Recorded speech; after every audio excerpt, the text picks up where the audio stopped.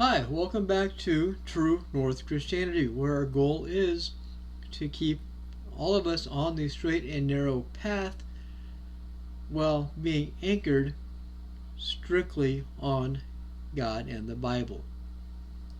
This is amazingly part 4 of this series, where we are covering Islam, the Mark of the Beast, prophetic convergence that is happening in front of our very eyes. Um, yeah, this has been a real important study that we're covering right now.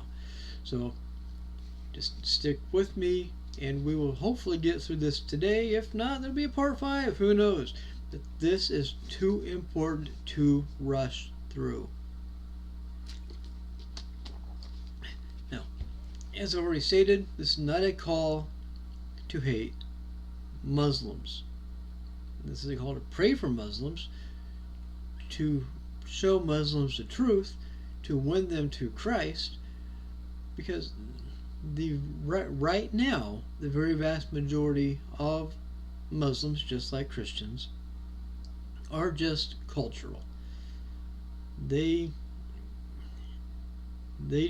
don't follow the Quran. They probably don't even read the Quran. And I guarantee that the vast majority of Muslims in the West have never truly read the Quran in the way it was intended, because unlike our God, who can have his word clearly translated into multiple languages, the Quran, allegedly, can only be truly read and truly understood in Arabic. So evidently Allah is not that powerful to where his word can be understood in multiple languages. I'm not going to go down that path right now. That'll be a topic for a different day. But if your God is so weak that he can only speak one language, that should be a problem. Okay. Sorry, back to... let's just take a quick... I shouldn't have said that. But anyway, Islam is much more than a religion. Islam is a political movement. It is a political system. And, as we stated before, its fastest growing area of growth is through birth rate. Okay, it's not through conversion, because through conversion right now, and thankfully, Christianity is winning. Okay, so on a looking for God, finding God, believing in God rate, the Bible and Christianity are winning. When it comes to birth rate, Christianity is losing. So, with Islam's growth, it is becoming a even more powerful religio-political system, which is fitting the exact mold that Revelation 13 verse 7 talks about. When it comes to the Antichrist, he was given authority over every tribe, people, language, and nation. Now, remember, this is the key, okay? Everything that we are seeing, everything that we are involved in, whether this is or is not, no matter what is happening in the world around us, he was given authority. Meaning, God is giving the authority. So no matter how troubling things seem in the world, no matter how much chaos is going on, no matter how much things seem to be in flux, in chaos, in catastrophe, God is in control. God knows the end from the beginning.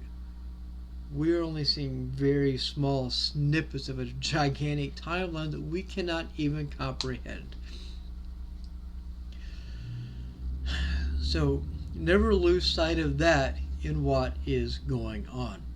But again, Islam is quickly becoming a very powerful religio-political system that fits into that exact mold, claiming devotion to God, and their God is Allah, claiming devotion to Allah while denying the Son, seeking global unity by eroding biblical truth. Now we are looking for the economic aspect of it. Okay, Islam already distinguishes believers and unbelievers from an economic aspect. In medieval caliphates, in modern extremist regions, those who would not recite the Shahada or submit to Islamic rule faced exclusion from trade or a livelihood. In a future globalized marketplace where digital ID systems and cashless economies merge, such a loyalty requirement could easily be enforced again. A mark tied to confession governing who may buy or sell. You see, as I stated, I think is in part 2 of this series, it's gotten way longer than I thought.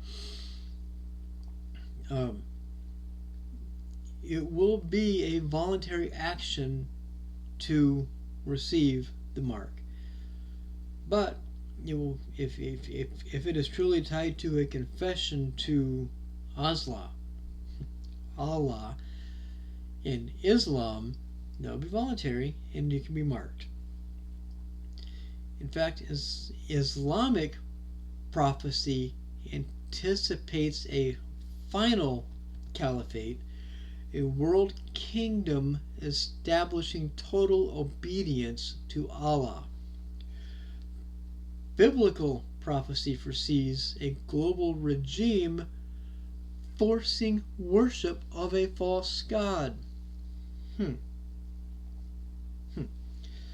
What do we think about that?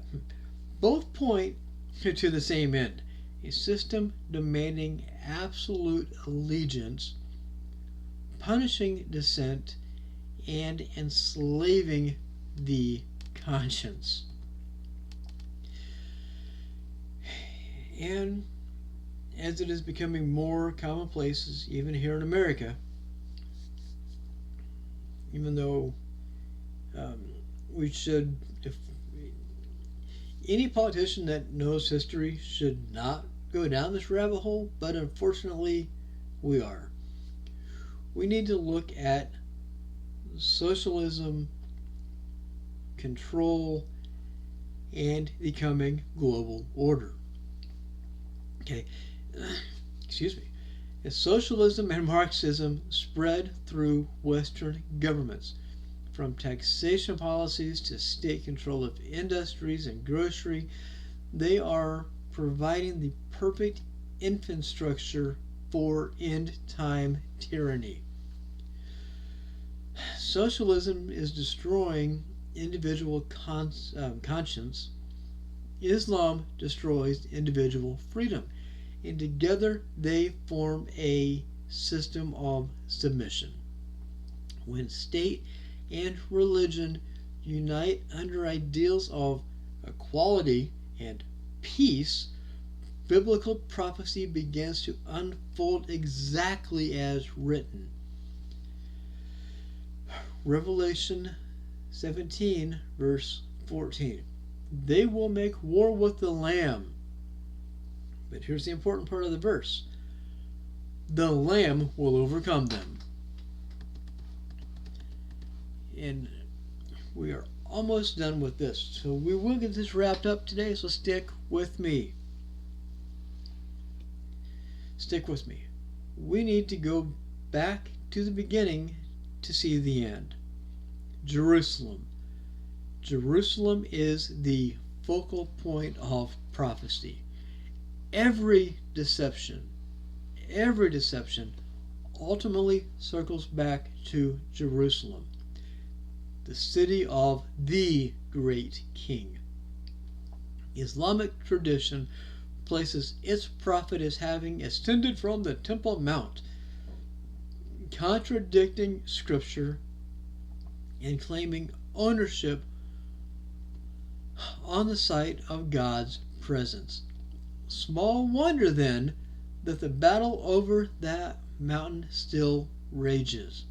From Genesis to Revelation, the final conflict always centers on Israel and his chosen people. Okay.